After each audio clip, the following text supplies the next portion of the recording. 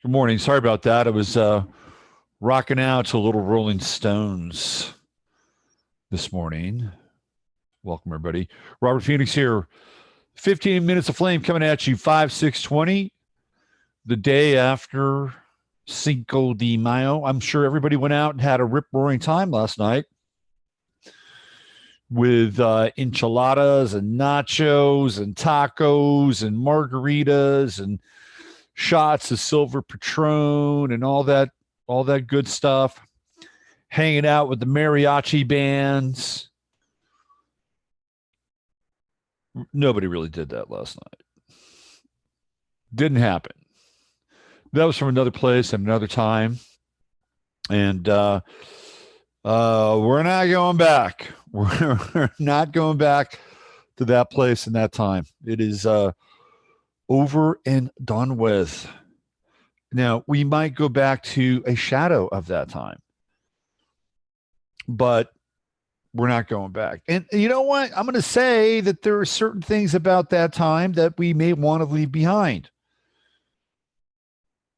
Like it wasn't, in some ways, all that great to be with, but at the very least, we got to hang out and we got to clink glasses in public and all the things that go along with celebrating this experience of life. And now the experience of life is being determined on a micro level for us, and not just us here in the United States, but across the West. In some places, maybe a bit less, but clearly the United States of America is in the crosshairs, and we're in the midst of a war. And I've been talking about this for a while. Obviously, it's a spiritual war, but it's also a geopolitical affair. I don't know if you have been following what has happened in Venezuela, where these guys were caught by these fishermen off the coast of Venezuela. Have you been following the story at all? These so-called mercenaries. They were working for a company out in Florida, and they were down there. They got busted with their passports and their licenses. It's all very weird. And even the corporate card that they work for, like their training card, right? It's like they're in training with this company. And there are about 15 of them. Some of them were Venezuelan nationals who were assisting them. I don't know what they were doing, whether they were gathering intelligence. The whole thing seems rather bizarre in a lot of ways. I mean, because if you're doing some kind of intel or you're a merc, which is short for mercenary, you don't go down into Venezuela with a passport or a license. And if you do, it's probably going to be a different name or a different identity. The whole thing is quite bizarre, but they were paraded around by the Venezuelan military. Let me see if I can actually find. Well, before I do that, before I dive in, let me check in with you, my good friends in Chatlandia. You guys are my morning cup of coffee. Let's see who we got here. Leanne, good morning. And there's DJMC and Jennifer and Tamara and Eagle ZXZ. Hey, Mojo McMama. Or is it Mojo MC Mama? I like the MC Mama. There's Judy. Hi, Judy. Good to see you. Let's see. The Crimmies are in the house. Christine Mose, my favorite anarchistic mystic. Mary Grether. Hello, Mary. Natasha Lloyd. Shanna Cross. Hey, Shauna. Cindy Burton. There's Finette Gatewood. Hi, Finette. Ani Brito, the wench for the ranch. Ani and Steve were quite busy yesterday, by the way. Zero Hedge, live. Congratulations, Zero Hedge. Kathy. Hey, Kathleen Warner-Leap. Good to see you. Normally, I see you on Facebook, but I haven't been there in a while. There's Sue Escobar. Joan. Joan S. Hello. Good morning, Joan. And then who else we have? Coach K. What's happening, Coach K? Mary Black. Hi, Mary. Uncle Glenn here. And good morning, fellow inmates. Oh, that is so funny. Raven Rain. Hey, Raven from the Pacific Northwest. Yeah, Steve and Ani were rocking yesterday. By the way, we had about 250 people watching the live stream. Zero Head says, haha, I'm still in bed though. It doesn't matter. You're here. You're here. There's Lynn. Hey, Lynn. Squirrel. Anti-communitarian, Sherry Lewin. Hi, Sherry. Good to see you. Diana Young. All right, we are assembling. We're like the Wu-Tang Clan. We're assembling. I love it. Absolutely. Okay, we got 62 people watching right now. There's Joe Dimitri.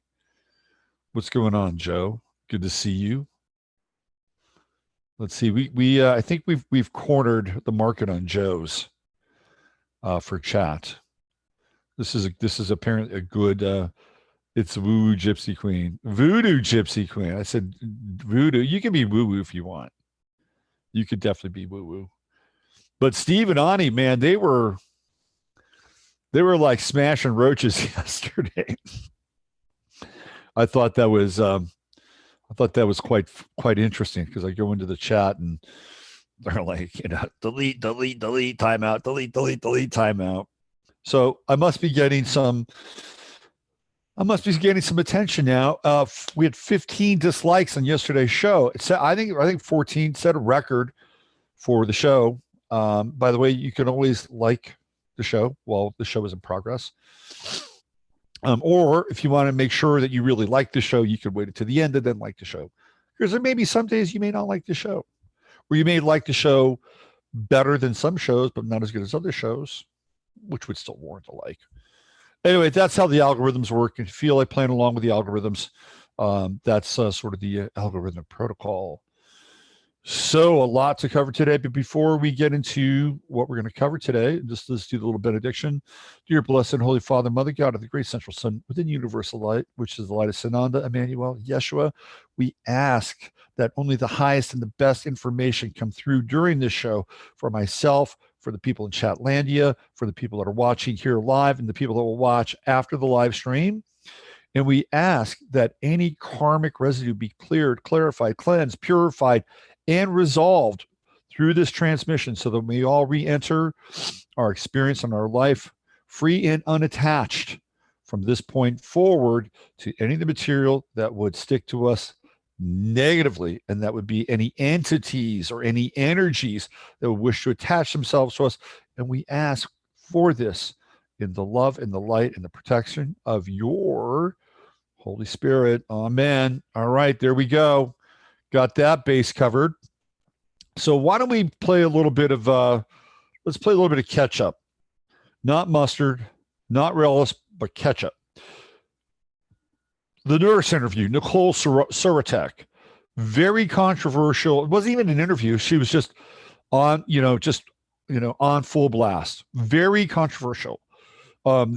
Apparently, I wasn't watching chat real time, but I check in every now and then. But man, apparently there's a lot of chatter going on about that video, and I got a lot of comments about that video on the YouTube channel and the page. And Wade Wilson, who is apparently has some background in nursing, says she was committing all kinds of errors right and left. And this is, by the way, Wade, I'm not sharing this, or I'm not going to be presenting this to say that you were wrong or whatever. I'm just going to get into Nicole Suratek to find out more about who she is, because apparently she is indeed a nurse. And we're going to find out just a little bit more about her. Not going to find everything that we need to know about her, but we know that where she comes from, what kind of nursing she's involved with. So she's a theoretical, actual person. So I'm going to look at her a little bit today, just so that we have more intel. It's a follow-up from yesterday's story. You see, from yesterday's piece that I played, it's a total follow-up.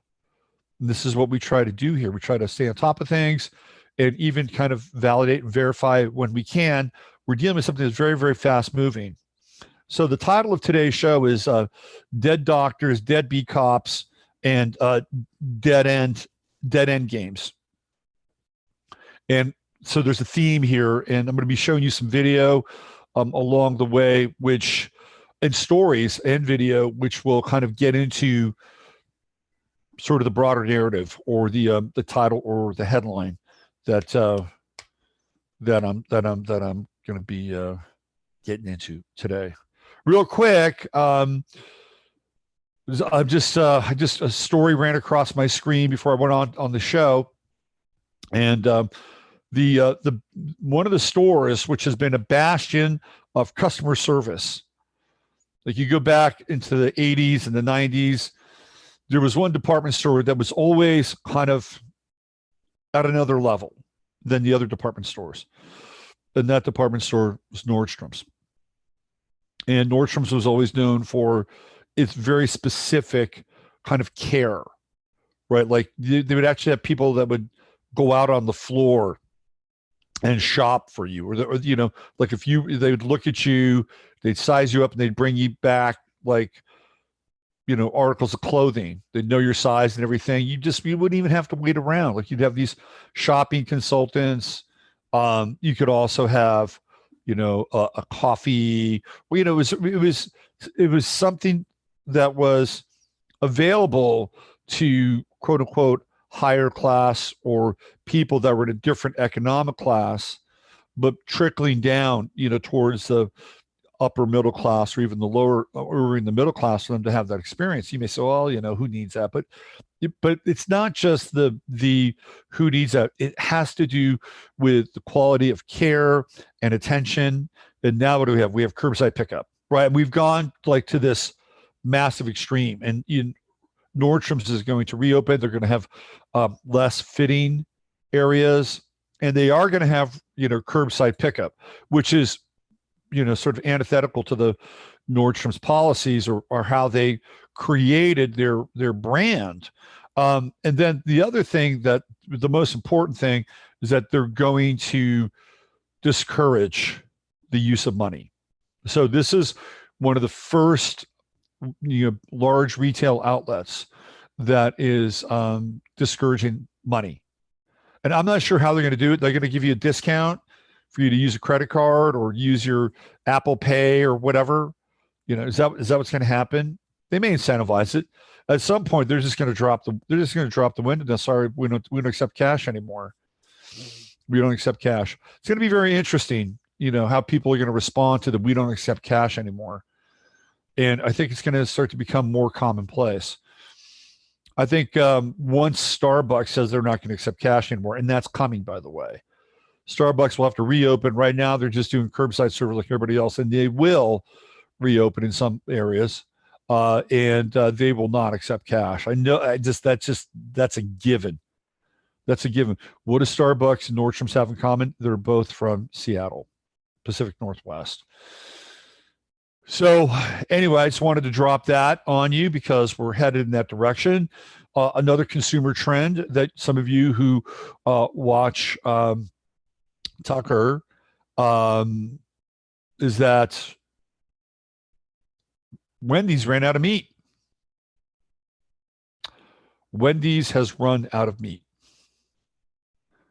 So what's going to happen? Oh, we've got this other really cool stuff. It's called the Impossible Burger or the Impossible Meat, and it tastes just like meat. Whew. Good thing we have that. Good thing we have that. So there we go. The march towards a meatless society, all the wonderful pieces of Agenda 21 fitting neatly in place together. Plant-based diet coming at you. Plant-based diet, cricket protein coming at you. Yep. Feedback from the freezer front. Still very difficult to get freezers. Getting more difficult by the day. I have a friend down in Virginia who managed to score one. She got a used one and overpaid for it. They're very difficult to find. I do have a line on freezers. I know some pretty decent sources that in places that people aren't looking. So if you're interested in actually getting a freezer, you can email me. Many of you know what my email address is because many of you do email me. And thank you for those emails, by the way. All right. So why don't we get into let's start with Nicole Suratek. I believe that's how you say her name. Suratek. And we're going to look at sort of the kind of the blowback of this thing, of what she did yesterday. This is a story from the New York Post. It says stricken coronavirus nurse, gross negligence has patients dying at NYC hospitals. I'm just going to read a couple of paragraphs here, and I'm going to take you back to where she's from, Elko, Nevada, and the Elko, Nevada story, which details her travel to New York with a group of nurses. A nurse working the front lines of the coronavirus battle at New York City Hospital says, Black lives don't matter here. Okay, so this is in the first paragraph, all right? Gross negligence and complete medical mismanagement are causing patients to die. So this is a very interesting lead. Remember, this is what I picked up on at the beginning of the video, because she's very specific and clear about the groups that she was seeing that were the hardest hit. All right. The healthcare worker identified in the YouTube posting and by a pal as Nicole Saratek of Elko, Nevada, said that when she tried to advocate for her Black and Hispanic patients, again, now they're turning this into kind of a racial event. Like, if you're not reading the story right, you would think that the only patients that were in these two hospitals that she was in, one of which was Elmhurst, were simply Black and Hispanic, and that there were, no so-called, whites that were there. Now, I'm going to read an email from a dear friend who chimes in on this, and it's a very interesting perspective that I want to share and be fair about. Okay, with this, a longtime friend, a longtime client. She's been following my work since 2010, really early. So never met her, but we're talking 10 years. So I want to share that perspective after this. But do you understand how this is being framed? It's important to understand the framing. Let's see. She was quickly taken off their cases that witnessed basic medical flubs that proved deadly for others. They don't care what's happening to these people, and I have to just keep watching them die. Oh, God, a stricken Saratek says in the footage, referring to hospital higher-ups and patients. She claimed an anesthesiologist improperly intubated a patient. And then when the doctor was told, he refused to believe it and waited 5 hours before an x-ray confirmed the mistake. The patient died, she said. Another person was wrongly given chest compressions and passed away. She said, stay out of New York City for your health care.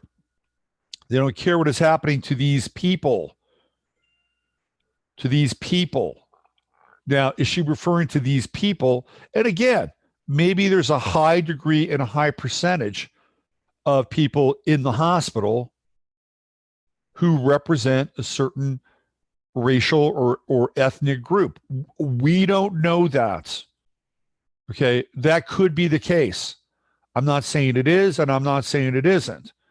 But because there's like zero transparency, and because what they like to do is they like to push a certain ailment or a certain reason why the person is in the hospital in the first place, they want to push it as being COVID-19 or coronavirus. We can't really trust the stats. They don't really match. They don't really add up.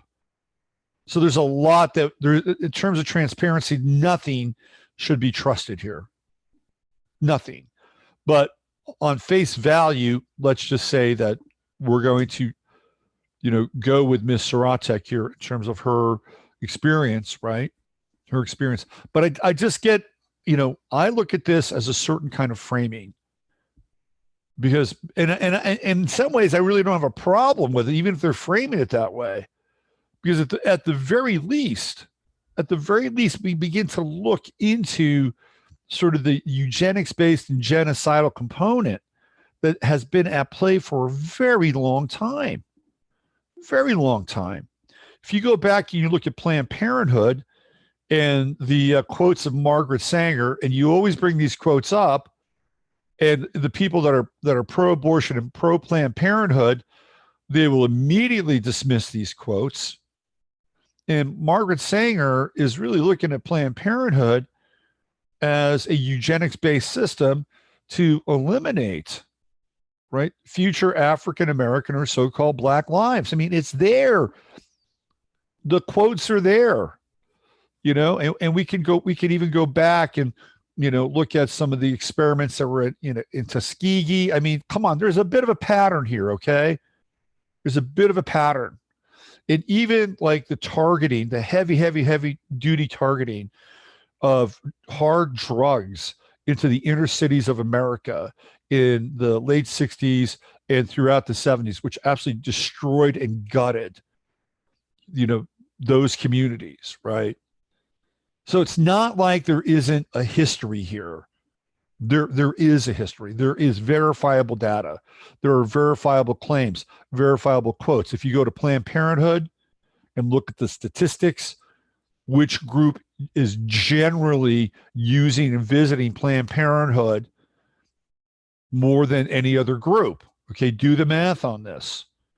So it's not much of a stretch or much of a leap to jump onto what Nicole Saratek is saying, to simply turn it into a quote unquote race issue. I think we're skirting a very fine edge here, right? We're on a very fine line. Well, it could be absolutely another chapter in this kind of eugenically driven program. Okay. At the same time, we're kind of in this together right now. So, I don't want to get too far into the weeds with this, but I just have to note it. And I also have to note that clearly there's a history for this stuff as well. Okay. So I'm going to move this thing forward. She claimed an anesthesiologist improperly intubated. Okay. Stay out of New York City. It's like going into the fucking Twilight Zone. She likes to swear, this Nicole. She has generous use of the F-bomb. Quinta Martinez, a fellow nurse from Nevada who also traveled to the city to help treat COVID-19 patients, told the Post on Tuesday that Saratek was initially working at Elmhurst Hospital in Queens. That apparently was the horror hall. There was nobody there for a long time. Remember, that was the hospital where nobody showed up. It's also where the woman who claimed to be the doctor, then she has coronavirus, and then she has to split. But there's actually no record of her being there. That was the doctor that the amazing Polly did that dive into. Elmhurst was where she was at. Of the trauma, Saratek said she witnessed Martinez at it. I wasn't surprised it was happening to her. Based off what I saw, I thought they would have better respect for people and infection control practices to help prevent patients from worsening, he said, of the city's healthcare system. Elmhurst did not respond to requests for comment. Saratek never mentioned which hospital she'd been working in.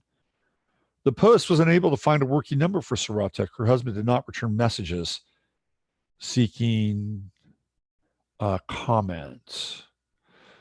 Okay, so let's go back. Let's go back, and I'm going to show you sort of the piece here. About, well, it is it's from the Elko Daily, and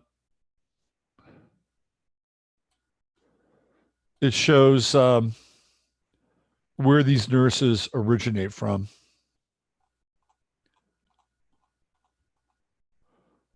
So care amid the chaos, local nurses travel to New York City.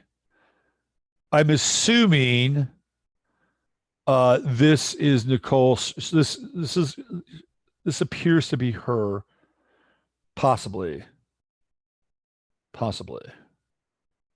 It looks like her. All right, here we go. Elko, and by the way, the date on this is April 28th. That's not that long ago, right? That's not that long ago.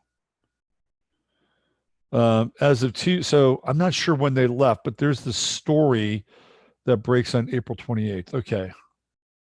Elko, New York City has been the United States epicenter for the coronavirus pandemic, As of Tuesday, 157,713 cases have been recorded, along with 11,820 confirmed deaths, according to NYC.gov. In the midst of it all, 4 local nurses braved the circumstances, applied for temporary relief jobs, and flew into Ground Zero. Stacy Richens learned about going to New York City to help with crucial staffing on Indeed and Facebook. She decided to sign up. Richens works at Golden Health in the urgent care area and in obstetrics at Northeastern Nevada Regional Hospital. She received her nursing degree from Great Basin. Richens has been working at a hotel where COVID overflow patients are handled. The facility receives homeless patients and others who have no place to quarantine. We had one patient who'd been homeless for 30 years. All the nurses talk to each other where we are staying. The stories are true. What you're hearing, which makes it even worse. A lot of nurses are left with trauma to themselves. Everything we know, we were taught in nursing school does not apply here. They call it the Wild West. Well, clearly, Elko, Nevada is the Wild West. Richard said she is staying in Times Square at a hotel for crucial care workers. It's completely empty. It doesn't look like I feel it should. In most facilities, the patient to staff ratio is very high, according to Richens. The care facility where she's stationed does not have oxygen. If a patient's health declines, workers have to call 911. When we started, we were told if a patient requires CPR, we're not allowed to administer it here. Even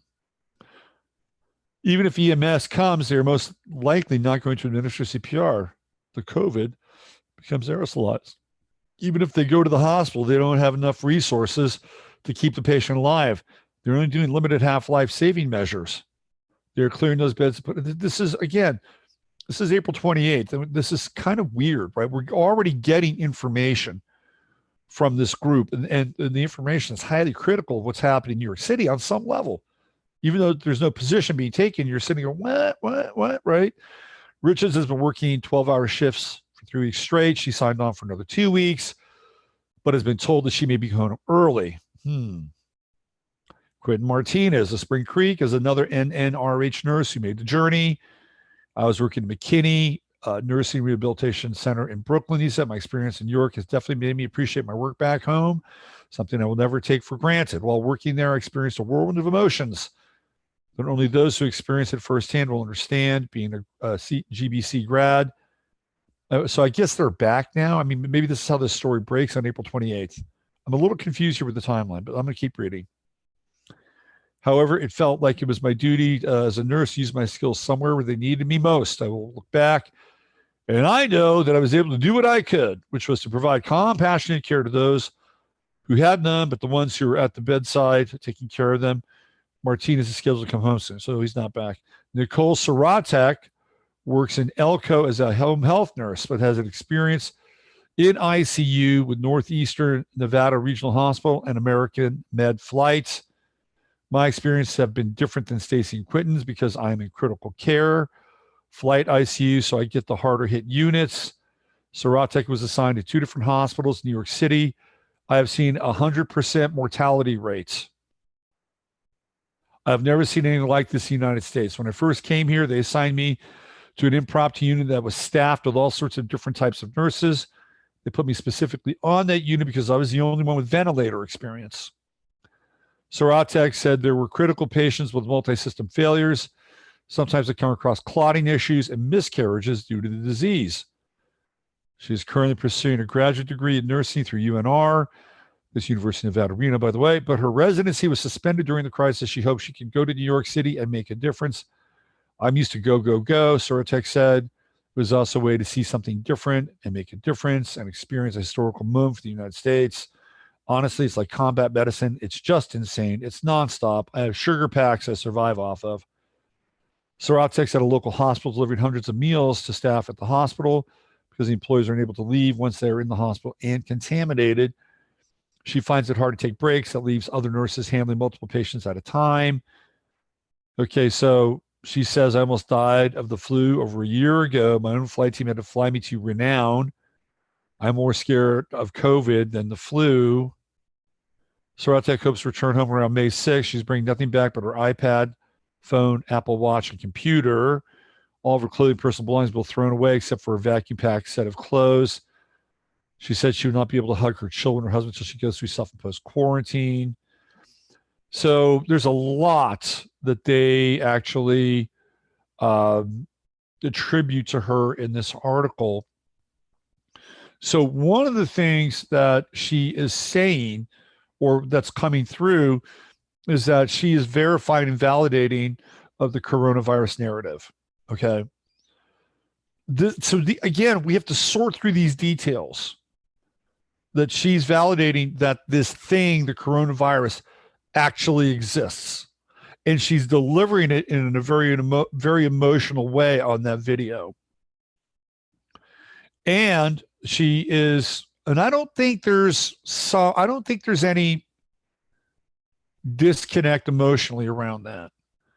But I am having my radar kind of my radar is kind of going off a little bit around the motivation. And so, because in some ways she is selling this idea that the coronavirus is very real, and that not only is it very real, but apparently it's targeting a specific groups, and those specific groups are not receiving any real care, or the care that they're receiving is not even carried at all, and in fact resembles something akin or along the lines of torture. And I think there's probably some truth in there, but I also think that it's more nuanced and more complex. And so we have this very passionate, impassioned, very emotional confessional from this woman. But we also have to step back a little bit and see what's in there that actually does make some sense, where we see that there is some level of a precedent. But at the same time, try to understand if indeed there is any other kind of motivating factor, or if, God forbid, there's an agenda in place. And sometimes people, and here's where I think the most successful agendas take place. It's when people go through an experience and they're traumatized, and they believe whatever it is that they went through is the thing that is actually existing, right? Because then there is no disconnect. There's no cognitive dissonance. There's no crisis actor who's trying to muster up fake tears. And what you have is somebody who's transmitting an emotional experience because they are in some form of belief that this thing is both valid, real, and true, and that it is theoretically impacting a certain group based on their experience. And again, I'm not saying that that's not necessarily the case, but that's the way you sell it, right? That's the way you drill this thing home, so that people hear the horror story and say, oh my God, this is real. But if you go back and listen to her video, she actually talks about other things that have very little to do with the coronavirus, but she doesn't really sort that out. Like the person who has the low blood pressure. And it's okay, but they got low blood pressure. Do we really think that that's part of having coronavirus? Well, maybe it's not. But then they just go in and, they hit them with a defibrillator and the epi, and boom, they're done. Right. So she does get into this a little bit. So this is why it's important to really, I think, disentangle certain media. Okay. So we spent enough time on Nicole Saratek. We know that theoretically she exists. She comes from Nevada, Elko, Nevada. She's married. She's got kids. She worked in all these different, hospitals or care centers. And, if there's more around her in this story, clearly, I'll continue to kind of follow up on it. But let's move on. So how much can we actually trust the testing of coronavirus, the so-called coronavirus? Well, there was a very clever, shall we say, public official in another part of the world that decided to put the coronavirus test to the test. In Tanzania, COVID-19 lab head suspended as president questions data. So the people in Africa have been fucked over for a long time, okay? They've been fucked over with Ebola, you name it, man. They've been fucked over. You know, there have been groups of people, bad NGOs. I'm going to hold the space, so maybe there may be some good NGOs, but bad NGOs have gone in there. A lot of first world countries, first world corporations have gone in and pretty much plundered Africa, and the people have had a very, very difficult time as a result. So they're used to being fucked over. You know, I don't think it makes it any better, but they know, they see, they've dealt with this kind of meddling before and for quite a while. So the president of Tanzania decided that he was going to put the COVID-19 test to the test. Tanzania has suspended the head of its national health laboratory in charge of the coronavirus testing a day after President John Magufuli questioned the accuracy of the tests. Magufuli, who has consistently downplayed the effect of the virus, said on Sunday he had secretly had animals, fruits, and vehicle oil tested at the laboratory.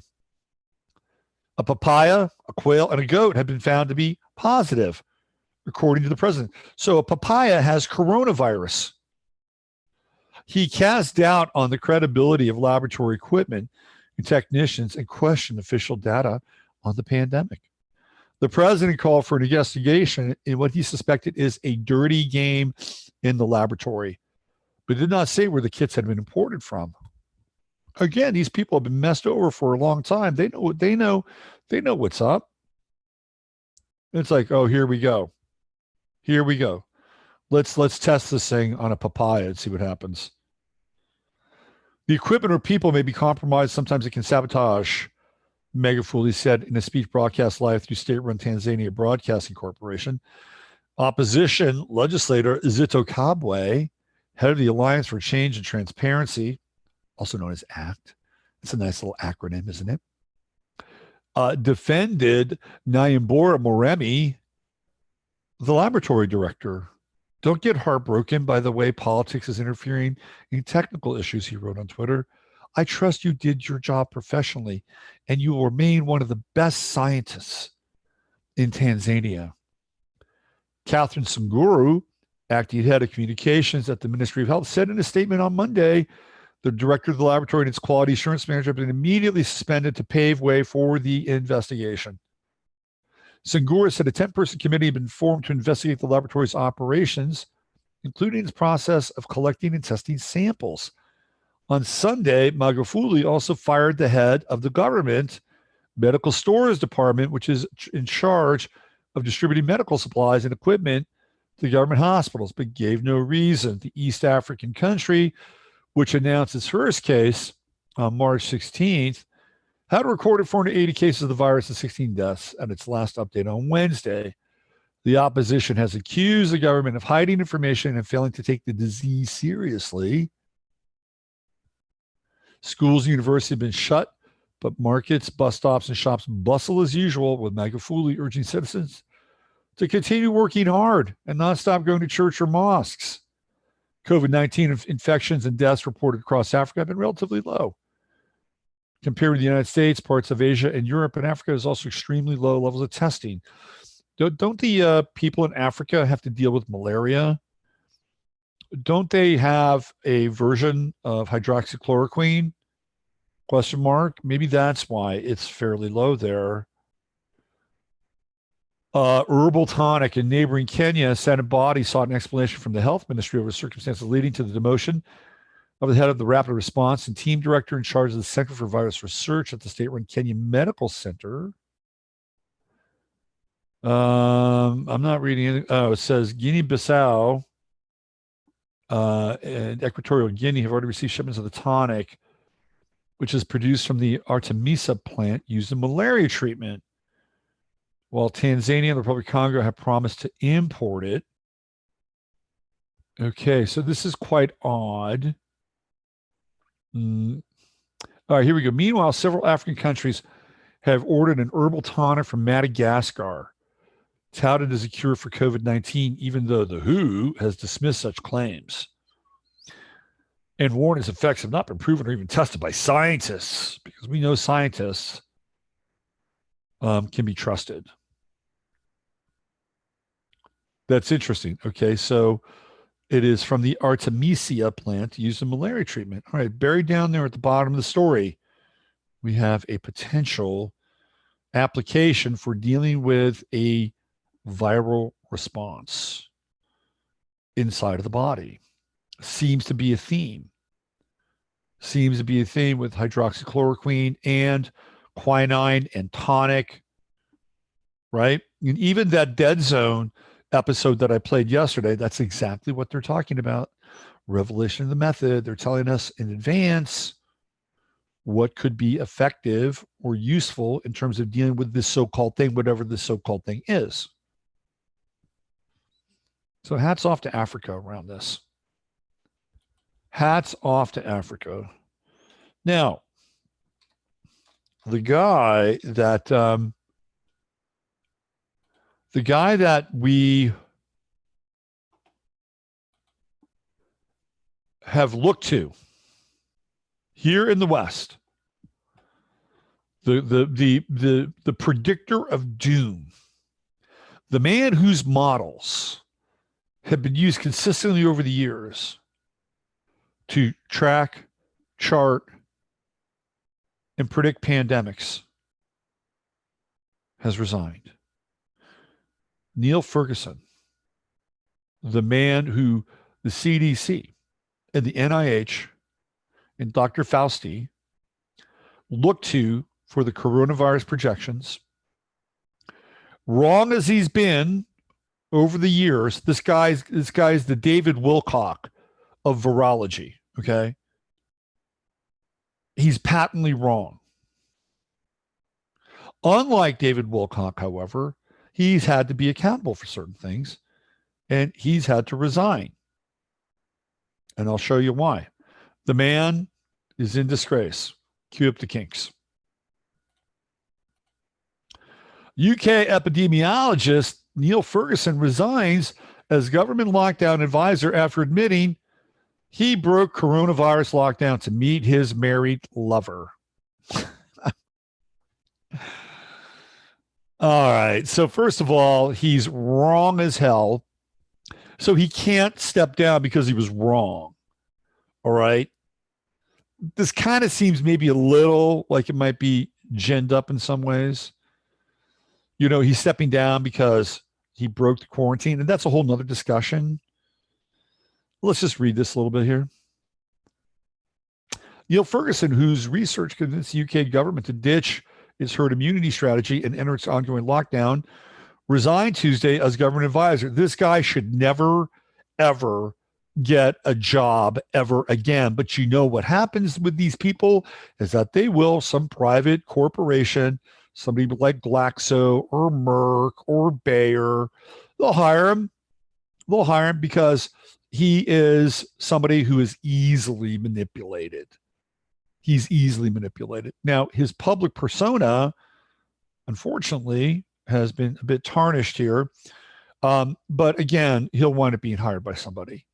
These people never go without jobs, ever, because they've got a degree and they're able to, you know, fuck around with things in their head.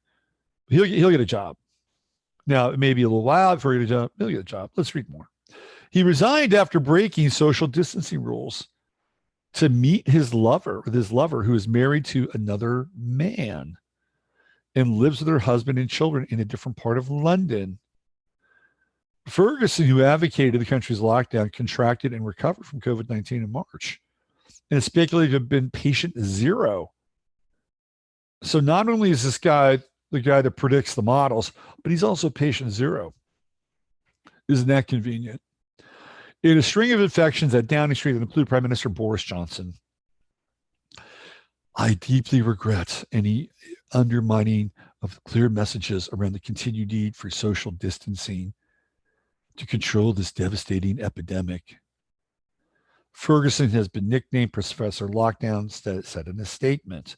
Okay, so he doesn't regret the fact that based on his numbers, the projection of his numbers, that the entire planet has been thrown into fucking lockdown and that the global economy is going to be shipwrecked, that we're essentially being forcibly escorted into the Agenda 21 program. He doesn't really regret any of that.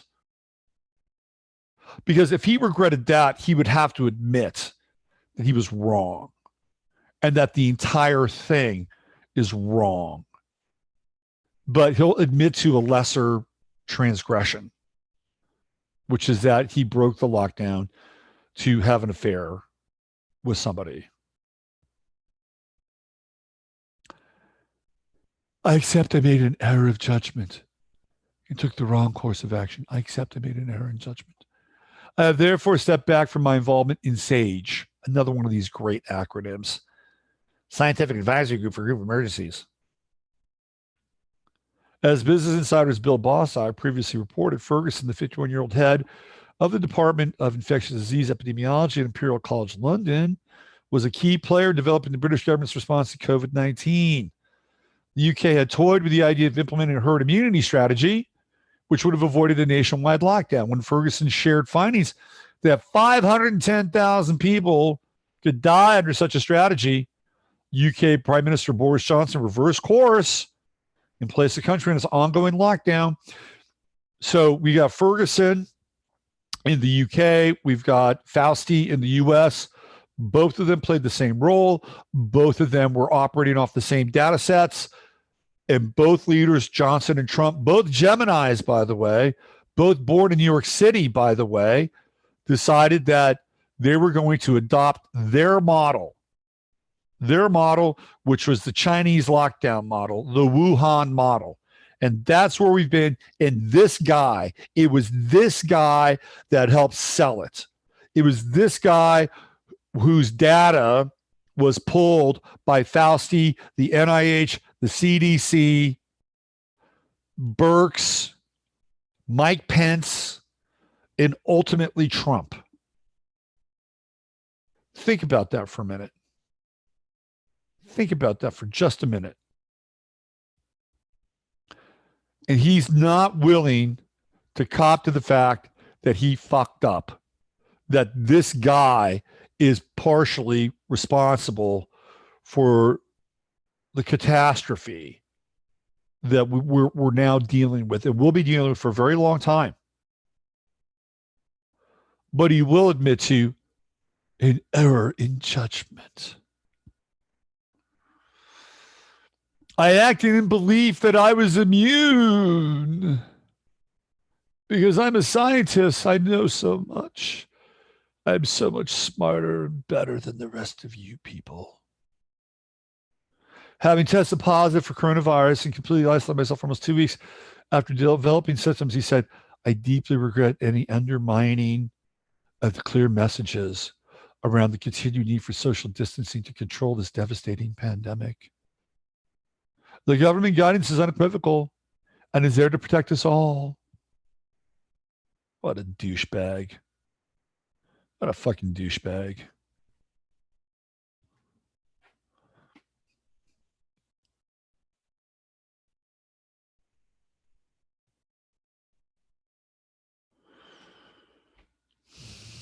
I can feel my blood pressure going up right now. It's not a guy that should be let off so easily. I thought I was immune. I deeply regret.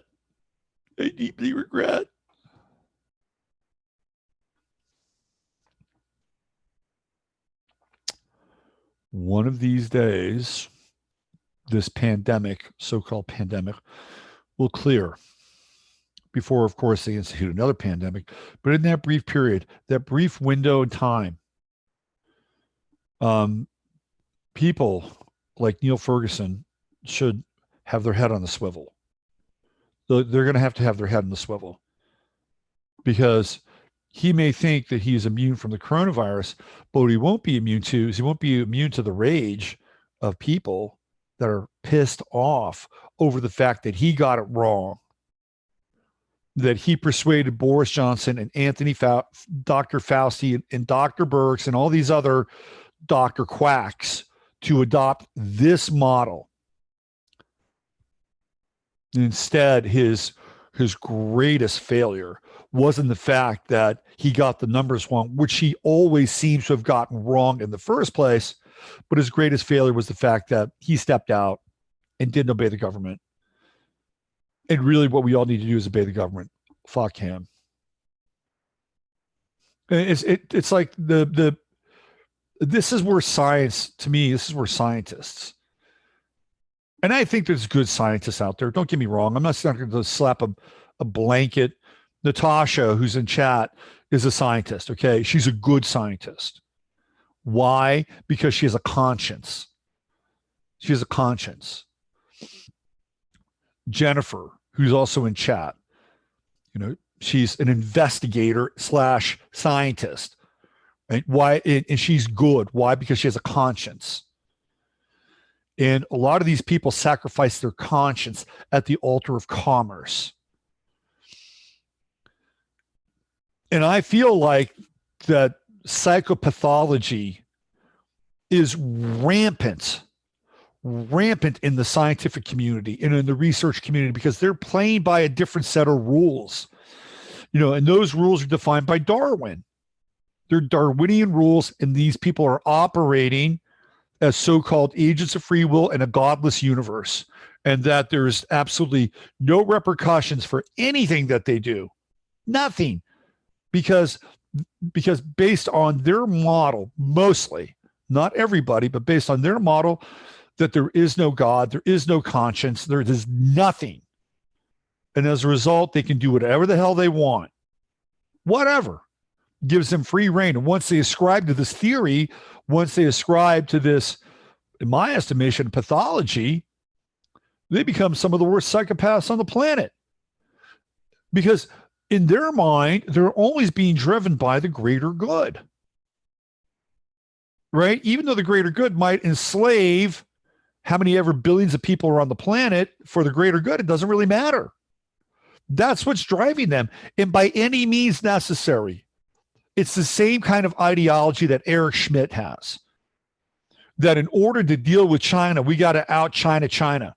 Because if we don't out-China China, somebody else is going to out-China China, or China's going to out-China us.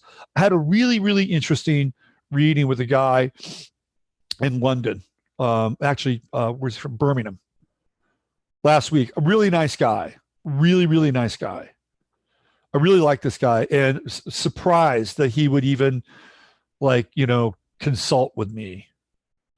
And he's an entrepreneur and a business guy, family business. And I think he might be a Sikh, actually. I'm not sure. So we've had some really good sessions. So he was talking with me about certain business opportunities. And one of the business opportunities that's come across his path is testing kits. Like, he has an opportunity to get into the testing kit business. And I'm like, here I am. I've got this kind of moral dilemma, right? Like, what am I going to do? Am I going to, basically say, hey, man, go for it? And I said, look, before you go down that path, these are the things that I would think about. What happens if the test kits are compromised? What happens if they use the test kits in a way that they weren't meant to be used?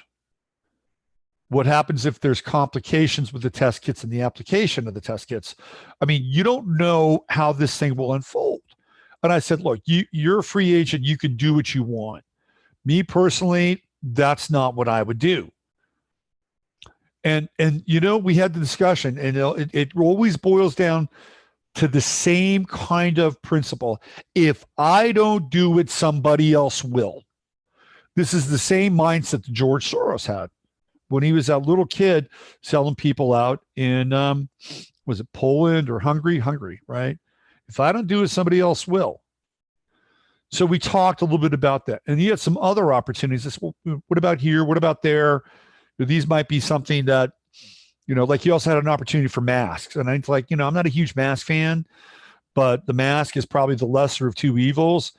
Anyway, we talked about that. But and again, a super nice guy, super, super nice. And I didn't want to impose my beliefs on him. Like, he's a free agent, but I had to kind of consciously let him know that, there may be repercussions for, becoming a distributor of the kits. You may want to think about it. He may just blow that out of the water, just go after it. And that, what? It's, that's his choice. But I just wanted to bring that up because that is the psychology. If if I don't do it or we don't do it, somebody else will. It's like China with the CRISPR technology. They have no standards, ethics, or morals. They can do anything they want. So if somebody else doesn't take the CRISPR technology and plunder, our DNA as a result of it, well, China will, because they're not dealing with the same safeguards. They're not dealing with the same moral hangups that we have in the West. And I feel like that this is a philosophy that's really prevalent in science, because they know that there are people in their community that they're doing their research with the gloves off. And so people who are doing research with gloves on say, well, I'm at a disadvantage. I'm punching with 10-ounce gloves and they're punching back with bare knuckles. In fact, not even bare knuckles, they've got brass knuckles. And this is, again, kind of the architecture of psychopathology. So in order to be better, or in order to beat the opponent, you've got to lay down your rules of engagement. And in this case, the rules of engagement happen to be ethics and morality. You have to set those aside, because now you're going to be on a level playing field. Now, what would be really better is if you impose the rules of engagement on the other side, so that they've got to put the 10-ounce gloves on and everybody's dealing with the same kinds of parameters. Now, for that to happen, there would have to be a huge amount of oversight, a huge amount of transparency, and a level of fact-checking and involvement in research that many scientists would just bristle. Like, get the fuck out of here. You're stupid. You don't know as much as I do. Just leave, okay? But it would take those kinds of measures, those kinds of restraints, those kinds of checks and balances within the scientific community. Then the scientific community would come back and says, you're not allowing us to innovate. How can we be innovative when we have all these chains around us that we have to answer to these low-level plebes who come in and check our work? And we have to do all these peer review kinds of studies and trials. You're just putting us in chains. We could be moving quickly and developing quickly and innovating quickly, right? This is the mindset. This is the mindset. Anyway, people like Neil Ferguson ascribe to that mindset. People like Dr. Fauci, and Bill Gates is the progenitor of that mindset. His psychopathological leadership has shown the way. He has been a trailblazer in this. Now, if indeed you are a researcher or a doctor who does have a conscience, who is working in a direction that is either counterintuitive or against the grain of a current narrative or even a current economic model, the results can not only be perilous, but they can be fatal. And I'm about to show you a story that's just broken that really personifies exactly what I'm talking about. And this is a fresh story, by the way. So on the one hand, we have Neil Ferguson, who basically is the marketer and the promoter of Scandemics, who has to step down because he stepped out on a woman who was stepping out. Who stepped out with a woman who was stepping out. This is the more serious side and the perils of actually taking your work in the scientific community somewhat seriously. Coronavirus researcher on verge of breakthrough killed in suspected murder-suicide. So there are a couple things about this story that I think are worth noting. A University of Pittsburgh researcher. Okay, so this is important, right? Because Pittsburgh is where Jonas Salk had his first version of the Salk Institute. After he got all that good research money and all the money that he probably made off of the first polio vaccine, he decided to get down to Pittsburgh. And where did he put his new research institute? La Jolla, California. You ever been to La Jolla? It's a little slice of paradise. Jonas Salk was nobody's fool. Once he got the money, he hightailed it out of Pittsburgh. You know what else is interesting about Pittsburgh is this is where the so-called shooting at the so-called temple occurred, where the so-called shooter, Robert Lee Bowers, has never, ever, ever gone to trial. Never gone to trial. He's just disappeared down that old rabbit hole.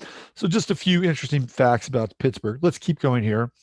University of Pittsburgh researcher on the verge of a breakthrough in understanding the coronavirus was found shot dead in his home, according to a report. Bing Liu was allegedly killed inside his Pittsburgh area townhouse Saturday by a man who then went outside to his car and shot himself. What the fuck is that about? WTAE, a local ABC affiliate, reported police believe Liu and the suspected gunman, identified as 46-year-old Hao Gu, knew each other, although their connection is not believed to be related to Liu's research.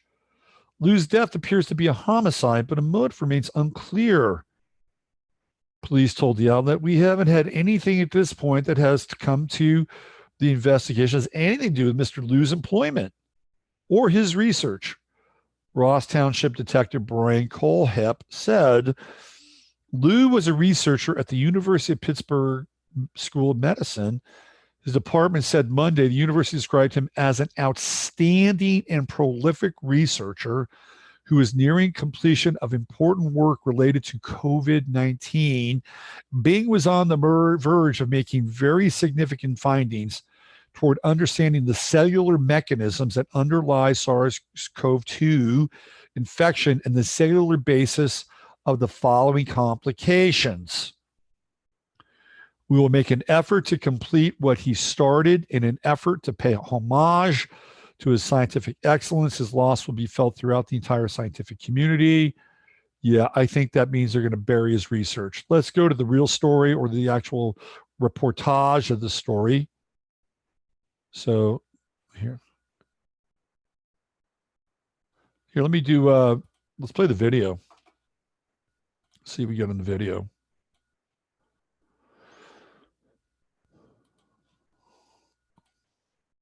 All right. Pittsburgh Action News. Take it away. Bing Liu was a researcher at the University of Pittsburgh, and the university says he was making significant progress in studying the coronavirus. But police say the murder-suicide was not connected with his research. We haven't had anything at this point that have come of the investigation that has anything to do with Mr. Liu's employment or his research. However, police believe the man who killed Liu was 46-year-old Ho Ju, who was an engineer. Investigators say they knew each other. We have been able to establish that the two were aware of each other, knew each other, and had knowledge of each other, which we believe is what's going to lead to the motive for this. Their relationship, was it personal or professional? Their relationship was personal. They say he was found by his wife in the couple's bedroom with a tablet and smartphone in their townhouse on Elm Court. Investigators say Ju was found at a neighboring townhouse complex with a self-inflicted gunshot wound to the head.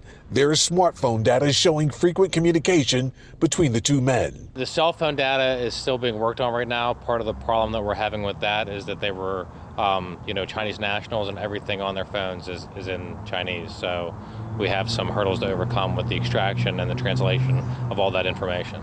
Detectives also say their investigation. All right. Now, the other thing, too, is that these news guys are selling the mask thing hardcore. And this is kind of the new mask du jour with this little breathing apparatus. You see this all over the internet now. Has led them to cooperation from people who knew both Lou and Jew. Lou and Jew. So there we go. Very bizarre stuff. Very, very, very, very, very bizarre stuff. So, all right. Here are my questions. Was the guy at his house? How did he get in? Why did he shoot him? Did he even shoot him? Was his wife there? All very foggy, right? Was his wife there? Did he even shoot him? Was he himself even shot? Did he shoot himself? Who killed him? The whole thing is quite bizarre. Very bizarre. But being a high-level researcher, we found over the past, 5, 6, 7 years, that all these high-level immunologists and virologists die mysteriously, over 100 of them. Do you think that might have been by accident? That's all just a coincidence that hundreds of, over 100 of really high-level virologists and immunologists are just kind of taken out? Are these people with actual conscience, morals? Would they be considered a threat when it came to breaking down something like whatever it is that seems to be, creating distress, physical distress in bodies across the planet? Question mark. Conscience, morals, and the actual desire to find something at a much deeper level seems to be an occupational hazard for people that are really invested in this idea that they can discover sort of the nexus point of any kind of contagion. You know why? Because that gets in the way of the market. That gets in the way of the plan, and the plan will steamroll you. But there are people that are pushing back against the plan. I'm going to give you two examples now. One coming from the armed forces community, the LEOs, which is a law enforcement officer, and another coming from the religious community. So we're talking about a pastor. And I'm going to show you two videos where there is the pushback, where there are things that are happening that are the collective conscience, not the collective unconscious, but the collective conscience that's beginning to speak and beginning to emerge from the cacophony and the fear and the panic in ways that make absolute, perfect, logical sense. So the first video I'm going to play, I'm not sure if I'm going to play all of it, but I'm going to play some of it. It's one of these videos that, and again, I'm going to, put an asterisk by this, take it in, dissect it, find your own level of discernment with it. Because, of course, I want you to have your own experience. But I think it's interesting enough to actually share with you. So share, I shall. Police Officer Anderson on government and police wrongdoings, MPU. I don't know what MPU is. Maybe somebody out there. I just ran across this today. And away we go. As a police officer, I'm compelled to make this video. I've been in law enforcement for 10 years, and I'm speaking to my peers, other fellow officers, people in any kind of law enforcement position. I've seen officers nationwide enforcing tyrannical orders against the people, and I'm hoping it's a minority of officers, but I'm not sure anymore, because every time I turn on the television, every time I look to the internet, I'm seeing people arrested or cited for going to church, for traveling on the roadways, for going surfing, opening their businesses, going to the park with their families, or doing nails out of their own house, using their own house as a place of business, and having undercover agents go there and arrest them and charge them with what? With a crime? I don't know what crime people are committing by doing nails in their own house, but we're seeing this more and more and more, and we need to start looking at ourselves as officers and thinking, is what I'm doing right? Now, I want to remind you that regardless of where you stand on the coronavirus, we don't have the authority to do those things to people just because a mayor or a governor tells you otherwise. I don't care if it's your sergeant or your chief of police. We don't get to violate people's constitutional rights because somebody in our chain of command tells us otherwise. It's not how this country works. Those are de facto arrests. You know, we're violating people's rights and taking money from them, or even worse, arresting them and depriving them of their freedom when they are exercising their constitutional rights. So let's talk about that. Let's read something right here off of the Declaration of Independence. All men are created equal. Among these, we have the right to life, liberty, and the pursuit of happiness. That to secure these rights, governments are instituted among men, deriving their power from the consent of the governed, meaning our power and any government official's power is derived from the people. Okay? We don't hold power over our citizens. It's contradictory to everything that our country stands for. And this is what I'm seeing. First Amendment rights, telling people they can't go to church, freedom of religion, okay? Telling people they can't protest, freedom of assembly. Fourth Amendment violations, illegal traffic stops to check for papers. What are you, the Gestapo? Is this 1930s Nazi Germany? You don't get to stop people unless you have reasonable suspicion or probable cause that they have committed a crime. And I know people that have personally been stopped saying, we want to see papers showing that you're essential. David 2, copy a phone call. That is not how our job works, okay? What really has been pissing me off lately is the fact that these officers that are going out here and enforcing these tyrannical orders, what they're doing is they're making my job and my safety, or they're putting my job and my safety at risk. Because what you're doing is you're widening the gap between public trust and law enforcement officers. And what that's going to do is it's going to, I mean, look at what's happened to law enforcement in the last 10 years. Less and less public trust, and more often than not, that is a result of isolated incidents that get blown out of proportion. They're not isolated anymore. They're happening every single day. And the thing that I want you guys to realize is that our power that we hold as law enforcement officers is nothing more than a facade. It's a badge and a gun. And people, you don't realize, if you haven't lived in anarchy, if you haven't seen combat, things can be stripped from people in a heartbeat. And that's what I'm afraid of. I'm afraid that these actions are going to wake a sleeping giant, i.e. the American people, okay? They are going to be put in a position where they won't have their rights trampled anymore.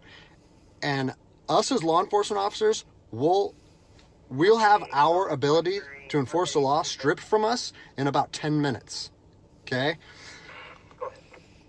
I think what is going to happen if this continues is we're going to see bloodshed in the streets, okay? I don't want to see bloodshed in the streets. on either side of this coin. I don't want to see fellow officers get injured or killed, and I certainly don't want to see citizens get injured or killed. And I promise you, most of you out there doing these tyrannical acts against our citizens, you're not ready for combat. You're not mentally or physically ready for combat in the first place. I promise you, you don't want to go through that, and I hope I never have to go through that again. You know, you don't get to just say, well, I'm doing this because I was told to do so, or I'm following orders, or I need to keep this job. Guess what? I need to keep this job more than anybody. I have 3 young children. I have 2 houses. Like, I have the same sob story that the rest of you guys have. But my personal choices and my living arrangements, no matter what they are, don't allow me to trample on people's rights. And I don't understand why that concept is so hard for people to understand. Listen, you need to stand up for what's right. You need to, if you're part of a department or an agency that is asking people or asking their officers or their deputies to impose on people's rights and infringe on their freedoms, you need to step up and say, no, that's not me. That's not what I signed up for, and that's going against my oath. And if that costs you your job, so be it. At least you'll be able to look at yourself in the mirror at night. I've already expressed this to my department. And luckily for me, I come from a department that I feel like my chain of command shares my view, but I don't care what department you're part of or what your chain of command thinks. You don't get to trample on people's liberty. And so, you know, as a special operations veteran, I've fought on the streets of Iraq under the US government's guise of freedom. And I'm telling you what, the American people are going to you are going to wake a sleeping giant, and they are going to fight 10 times harder for their freedom on their soil than anything you've ever seen before. And if that's something you're willing to face, then keep trampling on people's rights. But I promise you, the American spirit of defiance is going to rise again, and it's going to be a big problem for our country. So I'll leave you with this, something that I learned as an E-nothing in the Army. No matter what situation you're put in, if you look inside yourself and ask yourself one question, am I doing the right thing? You ask yourself that, you know the answer. And no amount of money or no order or law or anything should be able to make you go against doing the right thing. So I'm imploring officers to look inside themselves and ask themselves, is this what I want to be doing to my citizens? And I think the answer is clear. And if we all stand up together, guess what? It'll be a non-issue, no factor, because people and law enforcement will be united like we should be.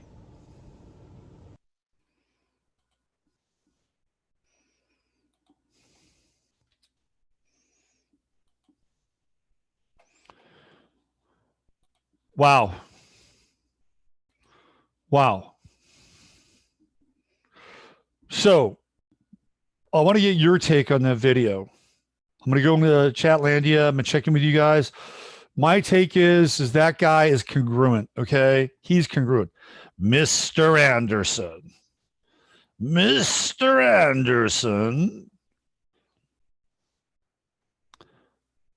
which is Neo's name, of course, in the Matrix. I think he's congruent. I think he had a difficult time getting some of those words out, but this is a guy that's seen war. He's been in combat. He knows the loss of human life. And I've been talking about this for a while now. He's part of the collective conscience, right? He's coming out and saying, look, the American people are going to wake up. It's already happening, by the way. It's already happening. And on Sunday night, we looked at the day of rage chart, which is in August with Mars and Aries, right, squaring off against Pluto, squaring off against Saturn, squaring off against Jupiter, squaring off against Venus, and then retrograding during that time. Hallelujah. That is, I'm not saying hallelujah there, right, but that is a time fraught with tension, really fraught with tension. And if the pushing and the pushing and the pushing continues up through that point in time, and there are states now like Illinois and Washington and probably Oregon saying, we're not coming out of this until we get a vaccine. Okay? We're not going to allow you people to roam the streets again and resume your lives until we get that vaccine.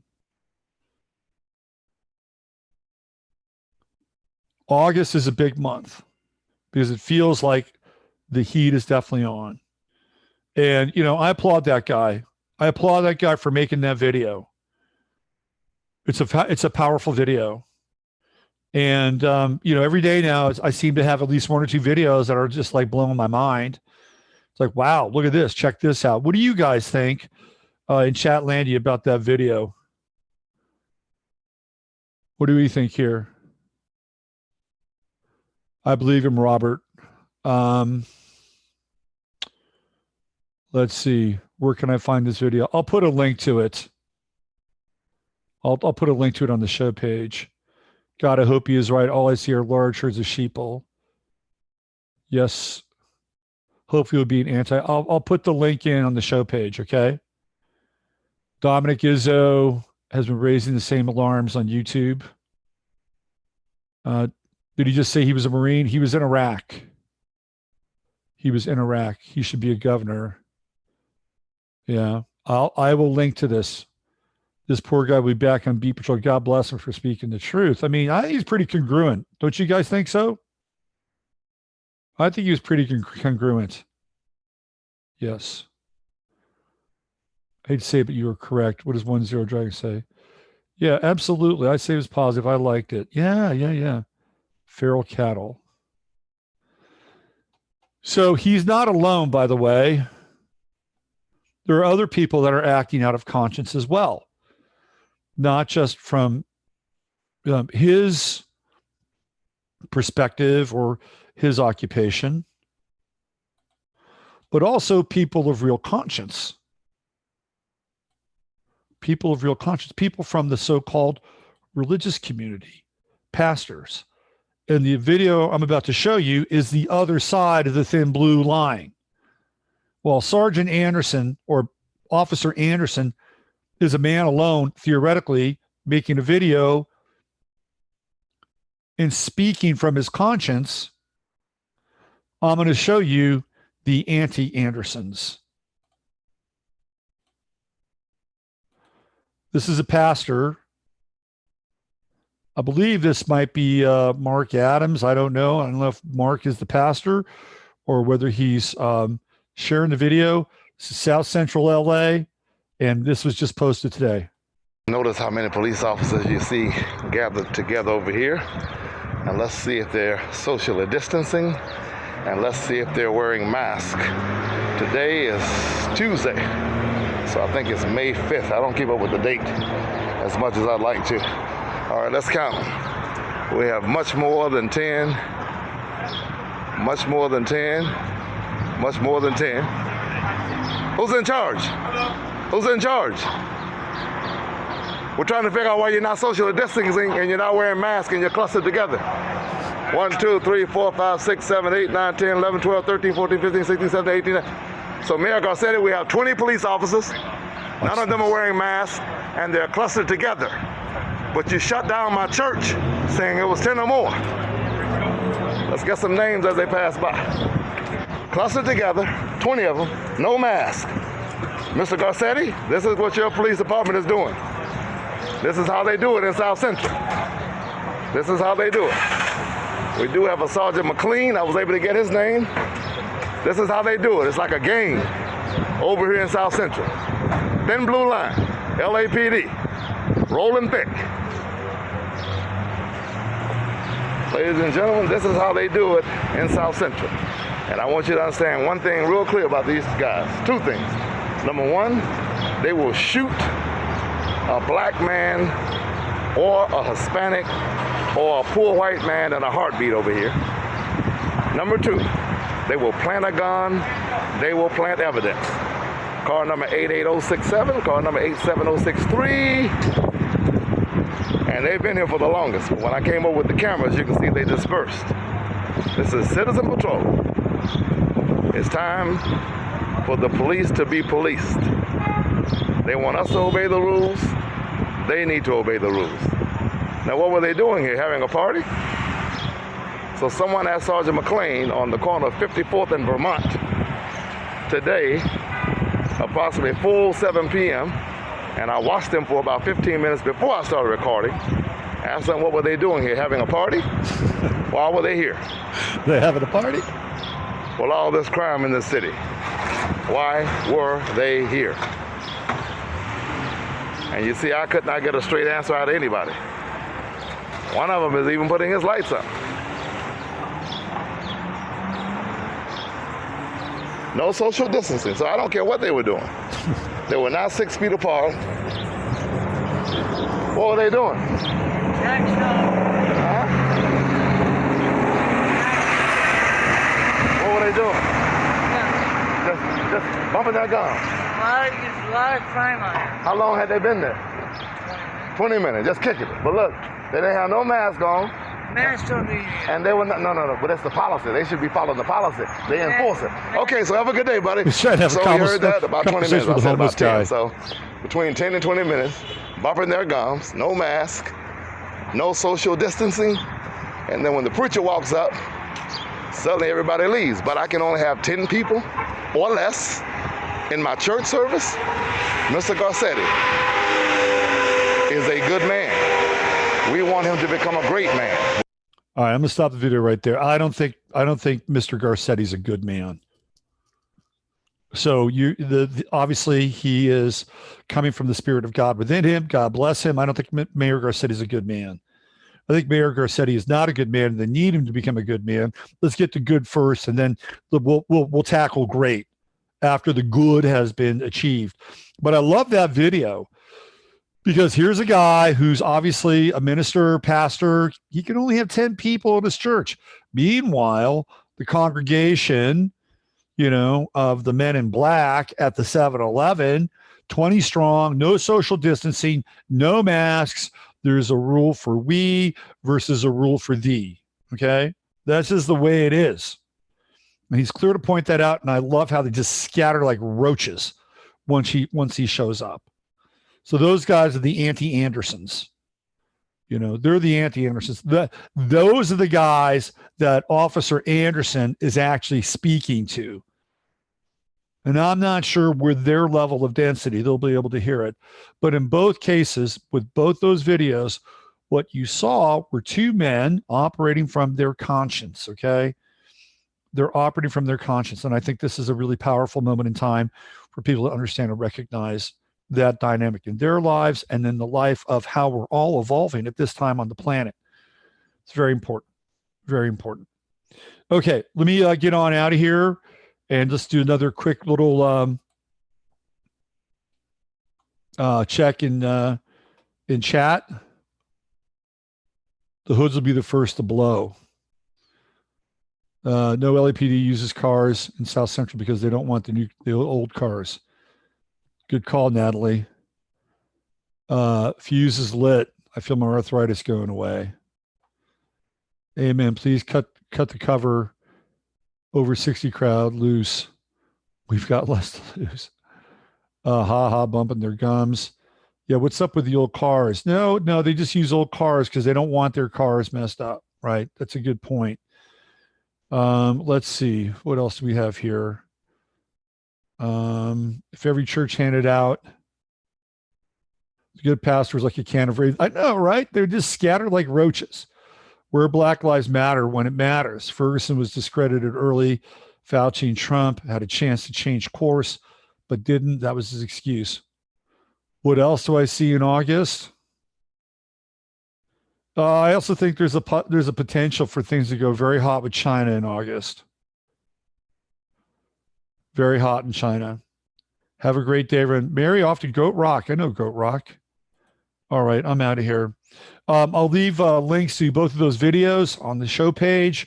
Come back and get those links, especially Officer Anderson. I would suggest that you download the link and mirror that link so we can keep it up and circulating. If you like the show and you'd like to support the show, you can do so. I'll leave a link on the show page. It's there every day. I've got levels at which you can subscribe. And of course, my other trade is I'm an astrologer. You subscribe, you get a transit report for the entire year. And for those of you new to astrology, if you're new to astrology, I will actually do something that I think may encourage you. Whatever level you subscribe at, 5, 10, 15, 20, I'm going to send you a natal chart and a natal report, okay? And I'm going to do that for the rest of this week. So from basically today, Wednesday to next Wednesday, you subscribe, I'll send you whatever level. If you're a $5 person, you'll get a natal chart and a natal report. If you are a $10, $20 person, you'll get the transit report, plus you'll get the natal chart, plus you'll get the natal report as well. So it's a little bit of incentivizing.